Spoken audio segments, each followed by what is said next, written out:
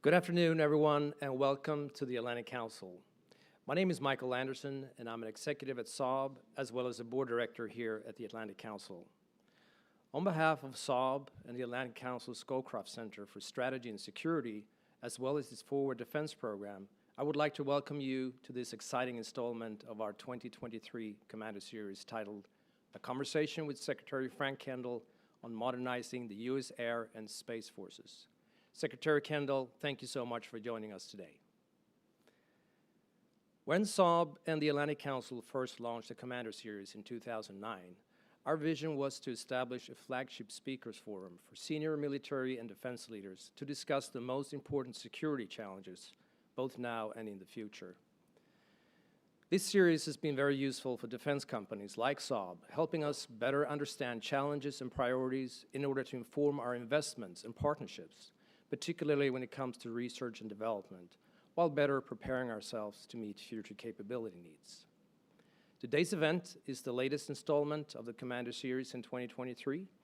This year, we've had the honor of hosting Commander of the U.S. Southern Command, General Laura Richardson, for a conversation on the security challenges facing Latin America, and Commander of the U.S. Air Force in Europe and Air Force Africa, General James Hecker, to discuss the future of U.S. and allied air power in the European and African theaters.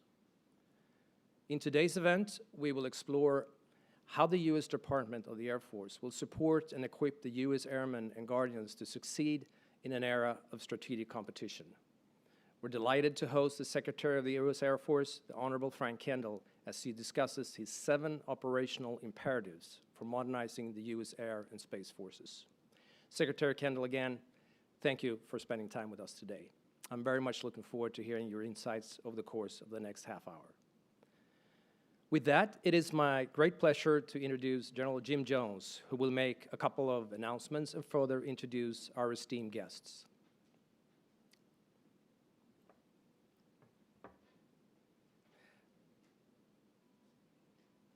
Thank you.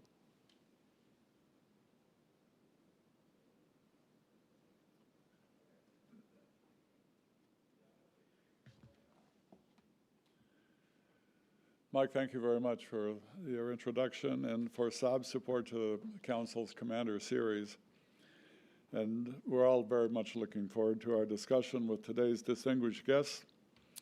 I would also like to thank the Scowcroft Center for Strategy and Security's Forward Defense Program for hosting this timely event. Here at the Atlantic Council, the Scowcroft Center for Strategy and Security works to develop sustainable, nonpartisan strategies to address the most important security challenges facing the United States and its partners. Consistent with that mission, Forward Defense generates ideas and connects stakeholders in the defense ecosystem to promote an enduring military advantage for the United States, its allies and partners, and its work identifies the defense strategies, capabilities, and resources the United States needs to deter and, if necessary, prevail in any future conflict. Historically, the U.S. military has enjoyed air and space dominance, which serves as a bedrock for joint force operations and underpin past military campaigns in various parts of the world. Today, in confronting technological and military powers, the likes of which in Iran, North Korea, Russia, and China are at the forefront of our preoccupations.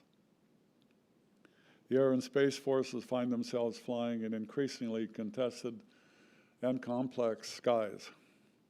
Absent the assumption of air and space superiority, the Department of the Air Force faces the challenges of optimizing its forces, leveraging emerging technologies such as artificial intelligence and cybersecurity, and updating its operational plans in order to stay well ahead of our potential competitors and adversaries.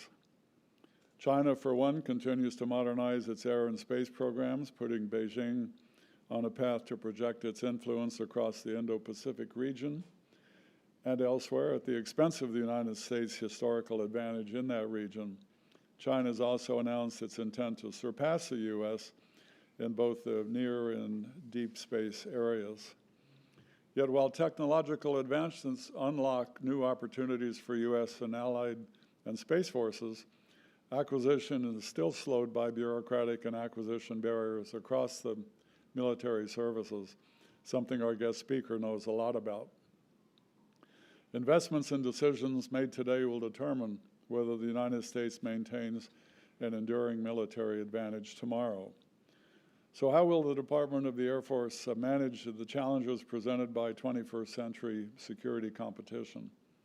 Recognizing the urgency of these challenges, on 31 March 2022, Secretary Kendall unveiled 7 operational imperatives for modernizing the U.S. and Space Forces. These imperatives are not just a set of directives that reshape the Department of the Air Force, they represent a vision for optimizing U.S. and Space Forces to prevail on the modern battlefield. And today we're fortunate to be joined by the Secretary of the Air Force, Secretary Kendall, who will provide an update on the progress the department has made on his operational imperatives over the past year and discuss his priorities moving forward. As Secretary of the Air Force, Secretary Kendall is responsible for directing the Department of the Air Force in organizing, training, and equipping the U.S. Air and Space Forces. He has led a distinguished public service career with over 50 years of experience in engineering, management, defense acquisition, and national security affairs across private industry, government, and the military itself. Moderating today's discussion is Courtney Cube, who serves as a correspondent covering national security and the military for NBC News Investigative Unit. She's covered national security news since 2001. Before I turn it over to Secretary Kendall for his remarks, I'd like to remind everyone that this event is public and on the record. We encourage our audience on Zoom to direct any questions to the Secretary using the Ask AC link, which you can find in the chat. Be sure to identify yourself and your affiliation in your questions. We'll be collecting them throughout the event, and Courtney will pose some to Secretary Kendall. We also encourage our online audience to join the conversation on Twitter by following at AC Scowcroft and using the hashtag #ForDefense. Thank you all for joining the Atlantic Council for I know will be a captivating conversation. Mr. Secretary, without further ado, I turn the floor over to you. Thank you.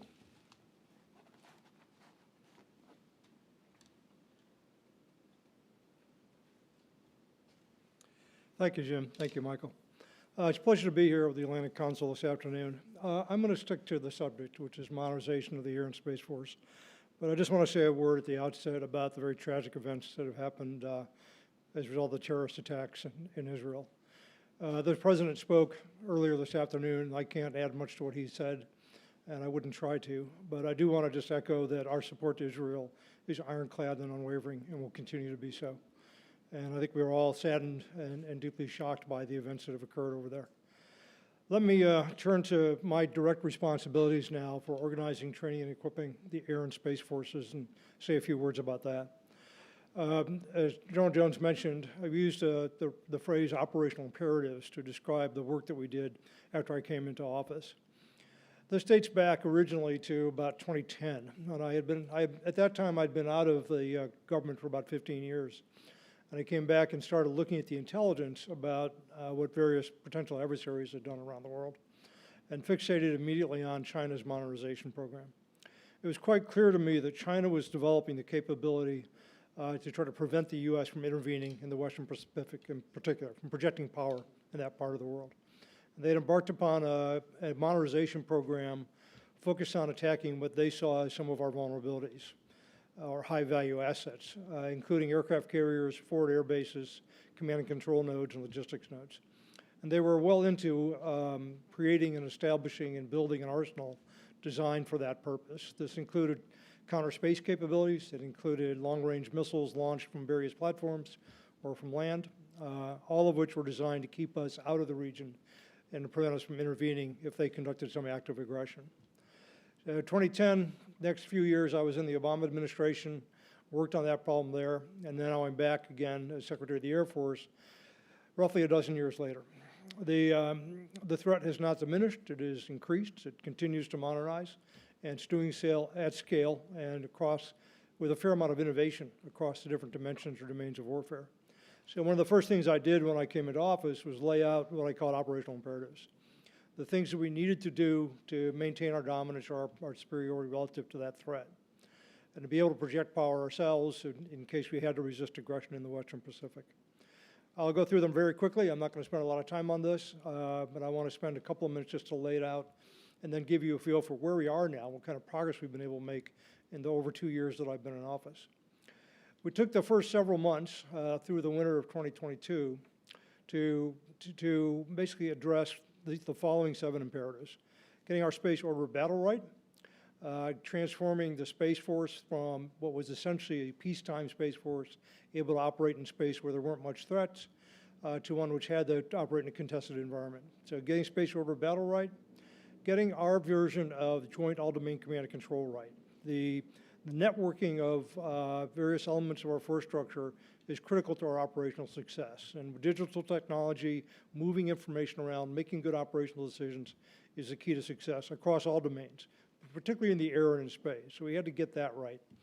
The next one was our ability to target. Our traditional means for targeting, particularly air targets and surface targets, systems like AWACS and JSTARS were becoming under threat and were becoming obsolete and aging out. And we had to move to systems that were more resilient, including space-based systems. So that was the next one, was getting our targeting correct. And then the next generation of air dominance was number 4.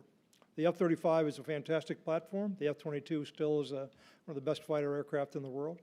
But we had to modernize and get to the next generation of capabilities. The threat was not standing still.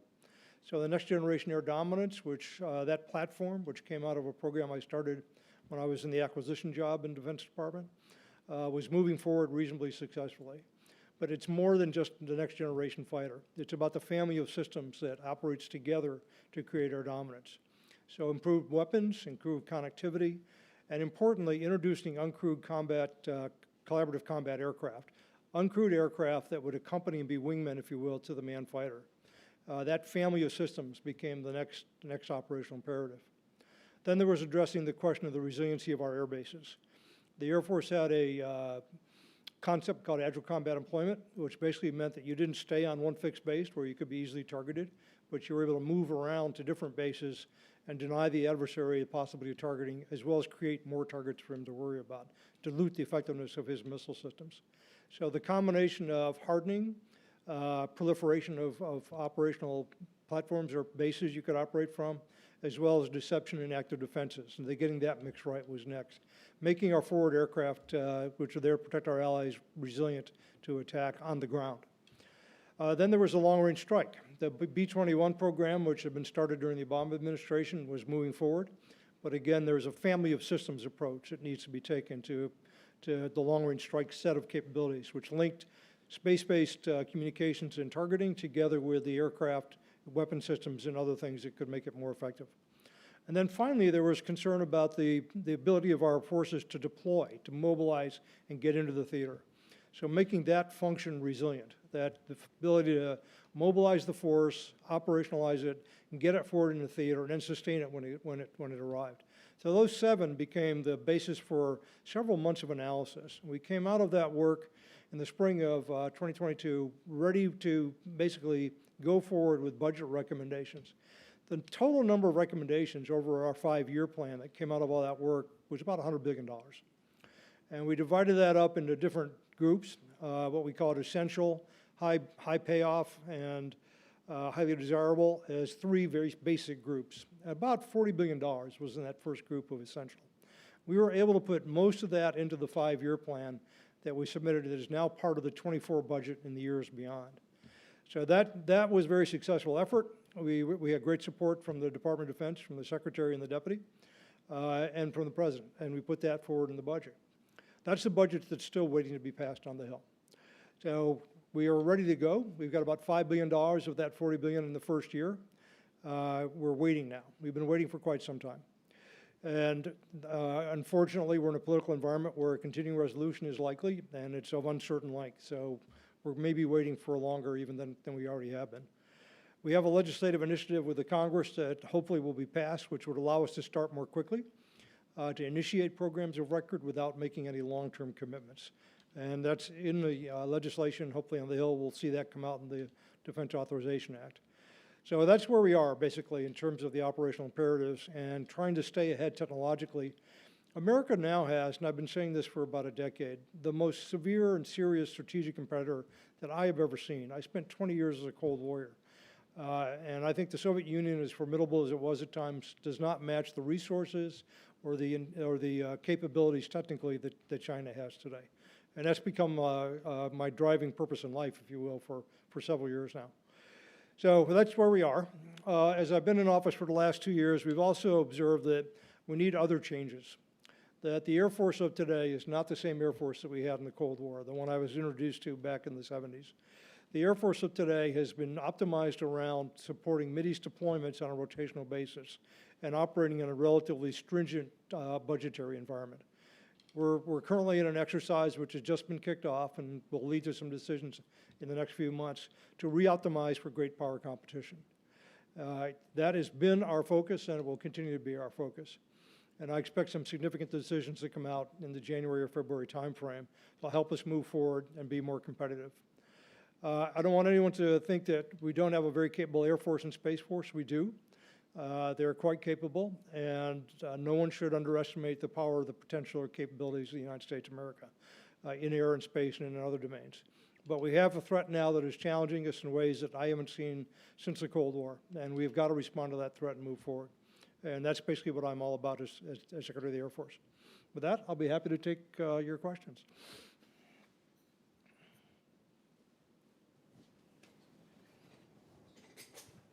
Thank you very much, Mr. Secretary.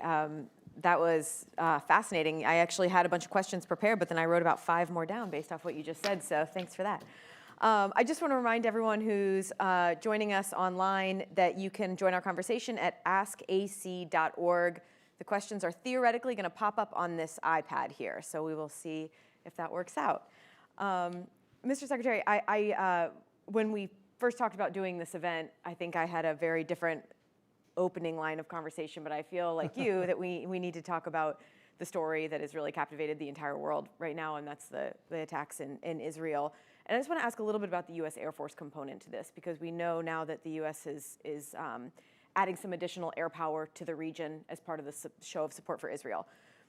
Is the U.S. Air Force at this point flying any missions to support Israel, either combat air patrols, reconnaissance, anything above what they were doing before last Saturday? Courtney, I'm not, first of all, I'm not an operator. I'm an organized, trained, equipped person. That's my responsibility. And I don't want to get ahead of either the Secretary of Defense or the Chairman of the Joint Chiefs in regard to what we're doing operationally. I can tell you that there have been some changes in our deployments as a result of these events. Some of the units that were due to rotate back to the United States are staying in place, and their replacements are going to come in as well so that they'll increase our force posture in the region. We've had a couple of missions I'm aware of where C-17s have brought some people back from Israel that were there. Beyond that, I really can't get into that area. But I just want to, you know, I understand your mission is the organized, train, and equip, your role, but you also do provide air and space forces to the combatant commanders for missions. So, I mean, as part of that, can you just say, is there anything beyond what we've already heard about? You mentioned the rotations, the F-35s, they left late last week. They're sending another squadron back. Is there anything beyond that that you can share that the U.S. Air Force is specifically doing, not just to support Israel as a show of support, but what about further out in the region? Anything that to deter anyone supporting Hamas? I'm sorry, I'm just not the right person to take those kinds of questions about what we're doing operationally. And then what about Space Force? Is there anything that you can say that we haven't really heard much about what they could be doing to support Israel in this, or to potentially deter? Is there anything that you can share there? I really can't. I mean, I think the President has said that we're going to be supporting Israel as needed as time goes on, and I'm sure we will be doing that. Is there anything more, and I do want to turn to China, but is there anything more that you can say? I mean, I guess one thing that I've been kind of struck by is your operational priorities, which you spoke about, the operational imperatives. Number 7 is readiness of the Department of the Air Force to transition to a wartime posture against a peer competitor. But I'm wondering if this situation right now only recognizes that it's not just peer competitors, that the U.S. still has to be ready for? We have to be ready for a great many things simultaneously. What we call the pacing challenge, the stressing case, the most stressing case, is China and resisting Chinese aggression in the Western Pacific. So we have forces that are deployed around the world. They have a variety of capabilities. We've been supporting operations in support of Ukraine. We've continued counterterrorism operations in the Middle East. We're on guard against something that might happen in the Korean Peninsula. We keep a close eye on Iran. We do all these things simultaneously. There's a lot of capability in the Air Force and Space Forces. But do you, I mean, things like this attack in Israel, and I understand that the U.S. isn't involved in a kinetic fashion right now, but this continuing effort to turn towards China and to prioritize China, which you have spoken very extensively about, but I wonder if situations like this, what we're seeing in Israel and the need for the U.S. to shift, if that just recognizes that it will always be a continuing challenge to really keep up with China. It will be a continuing challenge to keep up with China. They're a formidable competitor. Now, I've seen us try to shift to the Pacific 3 or 4 times in my career. I think the first time was about 2020, 2021. And we know what happened then. 9/11 happened, right? And then we spent 20 years doing counterinsurgencies. The Obama administration was shifting to a focus on the Pacific when ISIS emerged, and we had to deal with ISIS. This administration has not taken its eye off of China as the pacing challenge. Despite Ukraine, and I think despite what's happening right now with Israel and the Palestinians. We can do other things while we keep our eye on the most serious threat that we face.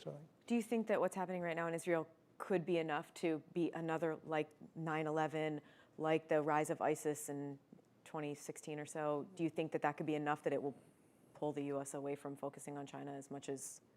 I think you're going to see a lot of strategic discipline going forward from the Secretary and from the Chairman and from the President as we look at this and we look at other problems we have to deal with. I think over the last several years, there's been a growing awareness of how severe a threat China is and that you really cannot take your eye off of that ball. You started one of your speeches with, I think it was the Air Force Association a couple months ago, with just saying China, China, China. So. That came from a question I was asked by Senator Tester. Right. He was, we were having breakfast early in my tenure, and he asked me what my priorities were, and my answer was China, China, China, and it's still my priorities. So I want to those aren't the only priorities, but they're the first 3.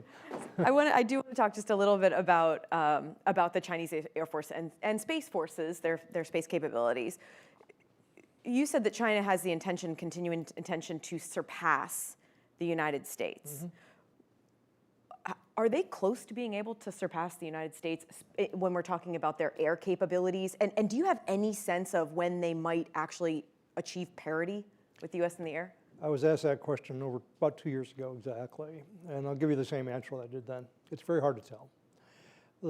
In modern warfare, there are a great deal of unknowns about the effectiveness of things like electronic warfare capabilities, seekers on missiles, cyber attacks. There are things that it's very hard to have an accurate prediction about how they perform. China's trying to challenge us, and they're trying to challenge us in various domains. They're most concerned about the region closer to their coast. So out past Taiwan, obviously what we call the first and then the second island chain. And over time, I've watched them extend the range of their capabilities, particularly their weapons, but also the sensors that support those weapons and the communications and so on that helps them do battle management. So China is trying to challenge us. Globally, we are clearly the dominant military power. But as we get closer to the coast of China, that becomes more challenged. Yeah, I was really struck by something that you said. It was at the Ash Carter event a couple of months ago. Mm-hmm. You said that China has fielded the capability to come after our satellites. Mm-hmm. And also the capability to use their own satellites to target our joint force. What did you mean by that? Can you give us some examples of how they're doing both of those things? Space capabilities in general provide a range of services. I mean, the space systems that exist generally are there in support of systems that work on terrestrially.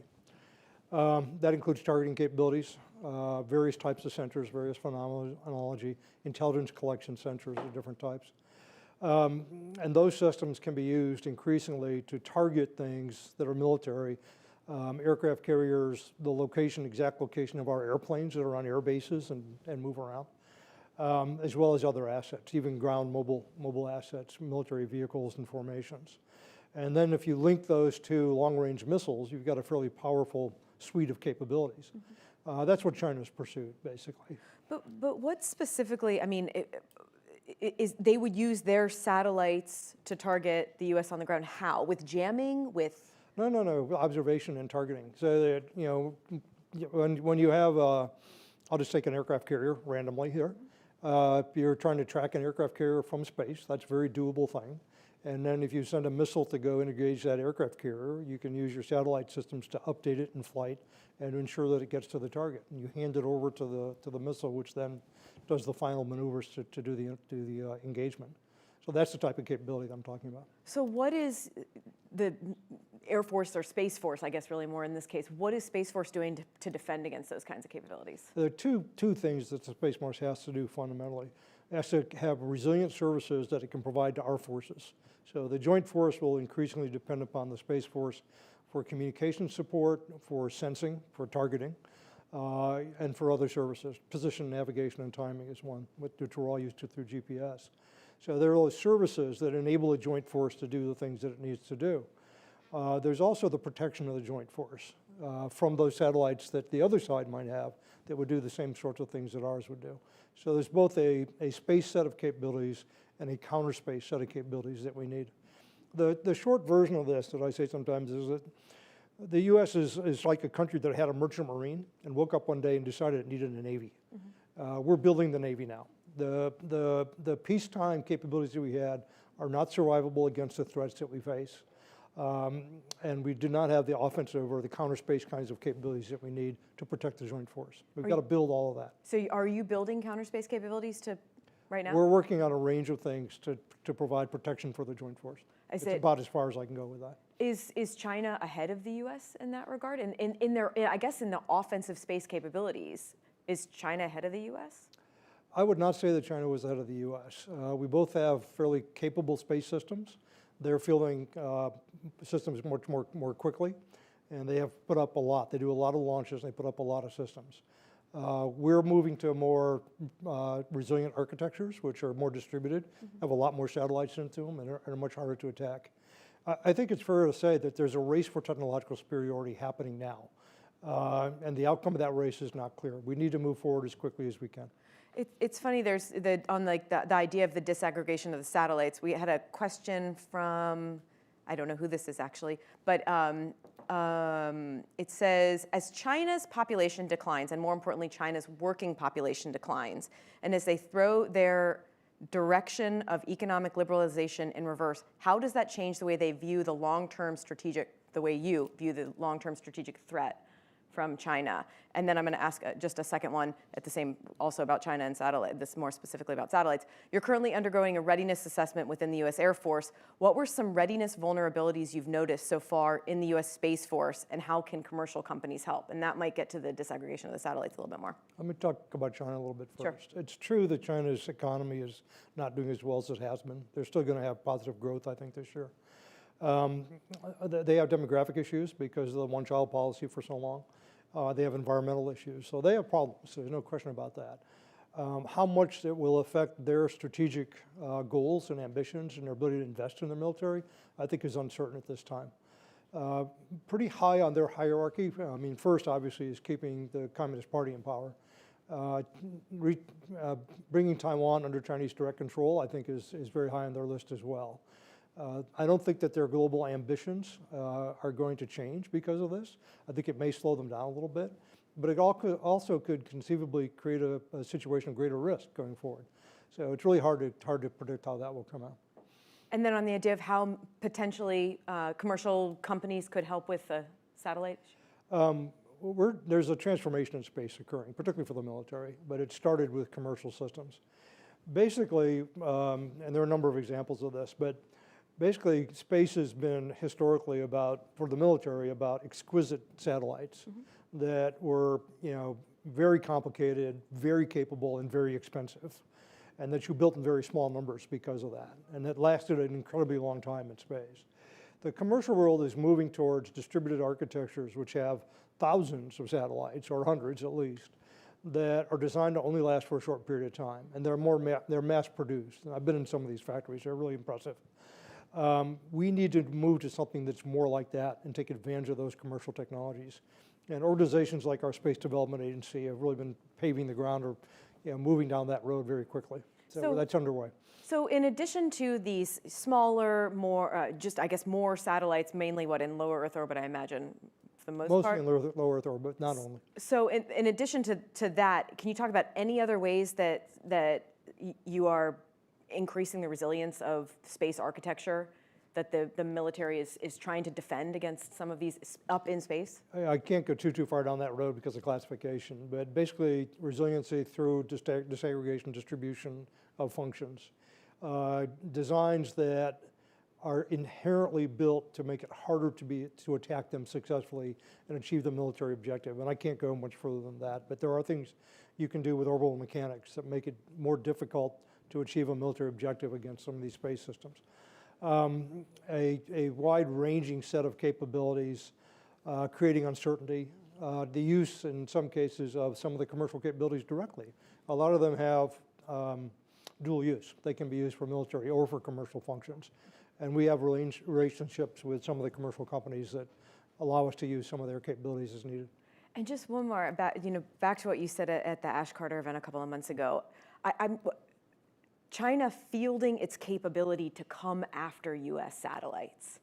I found it fascinating that you said that in an open forum, and I imagine you can't talk about in much detail about how they're doing that. But I think that people would find it so fascinating to hear you say that China has ability to, they have the ability to go after U.S. satellites. Of course, anti-satellite weapons, those kinds of things people have heard about for years, but any more about how they might be doing that? Specifically, are they doing it in space? China's pursuing a range of capabilities, including soft kill, things like electronic warfare, for example, as well as other means to kill our satellites. They have fielded some capabilities. Have they used any of them against U.S. satellites? They have fielded some capabilities. I'll stop there. Yeah. And used any? No, just kidding. Okay, I'll look at I want to take another. This is from an anonymous. Oh, actually, I'll take one that's where somebody who signed it. This is from Michael Marrow of Breaking Defense. How can the U.S. be prepared to deter China within the Davidson window? Admiral Davidson, of course, former Indo-PACOM commander, although I think it was still just PACOM at the time when he was there. If many key new technologies, such as the Next Generation Air Dominance Initiative, won't be ready until the 2030s. There's no specific date that we have to be ready. There's a date that's been articulated by Xi Jinping of 2027. When the director of the CIA has talked about this in public, where he has told his military to be ready to seize Taiwan by force if necessary by then. It doesn't mean they'll do it, and war is certainly not inevitable. Our intent is to deter China, to make it clear to China that it would be a very bad idea to launch an act of aggression that would possibly provoke a U.S. intervention. And that's the course that we're on. I think China would be making a very grave mistake to try to do something like that now at any time in the future, but that doesn't mean it can't happen. We just saw the invasion of Ukraine, a year and a half ago. So we need to be ready, and we need to stay ahead of the threat as much as we possibly can. You talked in your remarks about the continuing resolution and the need for a budget. I know Ukraine is not simply an air force, but the Air Force, the U.S. Air Force, has provided a lot of the lift, pretty much of the lift, getting equipment over to Ukraine. If there's still a continuing resolution for months, or if they don't pass a budget, can you give us any specific ways that will actually impact the U.S. Air Force's ability to continue to support Ukraine? I'm not, from the budget perspective? Yeah. Yes. Under a continuing resolution, I think we would be able to continue to support with lift and so on. The real issue, I think, on the table now is the specific aid for Ukraine itself, and whether that's going to be able to be continued or not. I don't want to get into that. Again, it's not my area. I don't think that there's an immediate impact, but over time, that would become a very serious concern. You've also been pretty outspoken about Senator Tuberville hold on the nominations. I think we're at 373, if I have that The Air number. Force has about 113. The Air and Space Forces have about 113 officers who are being held up right now. Are you aware of anyone who has come to a commander or even come to you and said, "I'm out. I've had it because of this"? Not directly, but I've heard secondhand stories about people who decided they're going to retire because they don't want to go through this sort of thing. Because they are they in the pipeline to promote up to a general officer level, and they are? They would have been. There are a lot of, it's obviously not good for our morale. It's not the way you treat people that are your most best performing people. But we have situations now with General Brown going to become the chairman. My vice chairman, the chief of staff of the Air Force, is waiting to be confirmed. And he can't really start major initiatives that he'd like to start because he's in this limbo, and he's doing two people's jobs. He's doing both the job of the chief of staff and the job of the vice chief of staff at the same time. Do you see any light at the end of this tunnel for breaking this impasse? It's quite easy to break. Senator Tuberville needs to just realize that he's causing grave harm to our national security and our military and remove the holes. But he's even said, I mean, we started out talking about the tragic events in Israel. He's even said that's not going to encourage him to lift the holds. Is there any way to break through this? Look, I will leave that to the Congress. I think that there are probably a lot of things that Congress could do if it chose to. But the fundamental obstacle here is one person, and that person needs to realize the harm he's doing here. He's a single senator. This is a policy that he can oppose, and there are ways for him to oppose it. This is not one of them. Do you see that this leading to some potential change in the policy, in the ability for one senator to cause this kind of backlog? It's interesting, this has never been done before. I mean, political appointees like myself are held routinely for a variety of reasons. I've been held in each of my 3 confirmations. None of them were about me. It was all about some issue that someone cared about. I think we're, to a certain degree, fair game, although traditionally, there was a view that presidents should have the people in office that they wanted, and that was kind of shared by both parties. It was a less polarized time when that was true. But holding up military people who served their country loyally for 30, 35 years, who have worked to the top of their profession, they're affected, their families are affected, the institutions they're supposed to be leading are affected, national security writ large is affected. It really should not be done, and I think we need to make it clear after this incident that it won't happen again. Since I know that people like to sit up here and talk about intelligence, I'm wondering if there's anything, that was a joke, I'm kidding. Are you aware of any intelligence that adversaries are looking at this and going, the U.S. is vulnerable here. They can't even move hundreds of general officers. I mean, is it actually really having the impact on U.S. security? Yeah, I've reported before on an incident where one of our people who was on the list to be promoted to a very senior and important position was at an embassy event, and there was a person there from the Chinese embassy who basically made a mocking remark to him about how well our democracy was working. Oh, wow. This is not helping us. I want to take one more. This is from David Crawley from Ubiquity Robotics. How are you viewing the transition to autonomous systems, not just in the air, but also on the ground and sea? I'm mostly focused on in the air. I think I'll leave it to my counterparts in the Navy and the Army to talk about land and sea. I know there are programs there that are moving the technology forward in both of the services, right? And the Deputy Secretary of Defense recently announced the Replicator program, which will try to move very aggressively to field large numbers of autonomous vehicles in all domains. The principal program we have in the Air Force is the Uncrewed Collaborative Combat Aircraft, CCAs and Pentagonese. There are several $1 billion in the next 5 years of our budget to field that capability. It is a serious program, and it's necessary. It's necessary for us to have a cost-effective Air Force. Without it, we can't afford an Air Force nearly the size that we have today. And the operational advantages of doing that, from all of our analysis and experimentation we've done, are quite clear. That's a really important thing to move forward with. It's a major development program. We're doing everything we can to keep the risk manageable, set reasonable goals for it so we can get capability fielded. But it will still take a few years to have meaningful numbers out in the field. Actually, I want to take one more from here because this is really interesting to me. What is the plan to recruit capable intellectual capital from U.S. companies and universities to assist with modernization? It's from Patrick Stolmeyer. Join us. We offer membership on a great team, cutting edge work, an important mission to the country, a great culture to work in. There's a lot to be said for coming in the Air Force or Space Force, and I won't speak to my other services, but my counterparts, but there are huge opportunities, and we're going to be increasingly important as we go forward. You can work on the most cutting edge technology, and you can make a major contribution to your nation and be part of a great team. So, do you think thanks for giving me the opportunity. Yeah. do you think that this growing, interest and I guess reliance on unmanned systems, though, do you think that has any impact on, I mean, it's been a difficult recruiting environment for all the services for the past 2 years or so, but do you think that the reliance, do you think that helps or hurts recruiting I think advanced? it's largely neutral, but it may be positive in the sense that it shows that we're moving forward and being innovative and creative. We're trying to apply a range of technologies. Autonomy is one. Other aspects of artificial intelligence as well, pattern recognition, for example, data analytics. Cyber is becoming increasingly important to us, and having cutting-edge IT is important to us. So there are a number of areas in which we need to be leaders and recruit the best and brightest from America to come help us. How do you see, since you brought up cyber, how do you see that how the U.S. is competing in the cyber sphere, when it comes to cyber, especially against I guess the main competitors, right? China, Russia, and Iran. How do you see the U.S. competing there?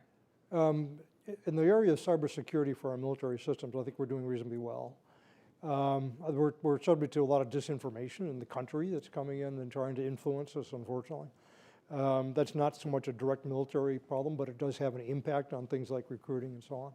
And so we have to become, I think, all of us as citizens need to become more astute about trying to discern, reality from fiction and from misinformation, disinformation. I can't get into really what we can do offensively in the cyber area, but we're investing in that as well.